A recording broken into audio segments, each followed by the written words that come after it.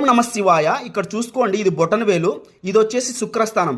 చాలా మందికి అప్పులు ఉంటాయి, అలాగే చాలా ఫైనాన్షియల్ ప్రాబ్లమ్స్ ఉంటాయి. సో దానికి కారణం ఏంటంటే శుక్రుడు బాగున్నాడు అనుకోండి, వాళ్ళకి ఎటువంటి అప్పులు ఉండవు, లగ్జరీ లైఫ్ ఉంటుంది, చాలా ఫైనాన్షియల్గా బాగా ఉంటారనమాట.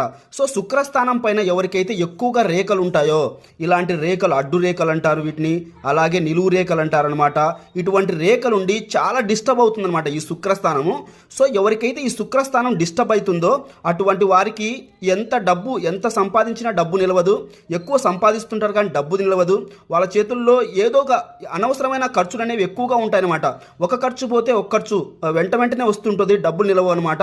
వీళ్ళకు కొంచెం కామం కూడా ఎక్కువ ఉంటుంది. సో ఇటువంటి వారు చాలా మందికి 100కి దగ్గర అంటే ఒక 70 మందికి ఇలానే ఉంటుందన్నమాట. సో ఈ శుక్రస్థానము దెబ్బతింటూనే ఉంటుంది చాలామందికి. కొంతమందికి ఇట్లాంటి రేఖలు కూడా, ఇట్లా నిలువు రేఖలు కూడా ఇక్కడ నుంచి కింద నుంచి పాస్ అవుతుంటాయి అనమాట. సో ఇటువంటి వారిలో కొంచెము మామూలుగా కామవాంఛ అనేది ఎక్కువ ఉన్నప్పటికీ కొంచెం డబ్బులు నిలవచ్చు, కానీ ఇట్లా ఎక్కువ గ్రిల్స్ ఉంటాయి. సో ఇటువంటి వారికి డబ్బు అనేది నిలవదనమాట. సో ఇటువంటి జాతకులు నన్ను సంప్రదించండి, మీకు మంచి పరిష్కారం దొరుకుతుంది, నేను ఖచ్చితంగా చెప్తాను. మీరు దీనివల్ల మీరు ఈ గ్రిల్స్ నుంచి మీరు బయటపడచ్చు అనమాట. మీరు ఈ ఫైనాన్షియల్ ప్రాబ్లం నుంచి బయటపడచ్చు. సో కామెంట్ చేయండి, ఎవరికైనా ఉన్నట్లయితే సంప్రదించండి. ఓం నమ శివాయ. Thank you so much.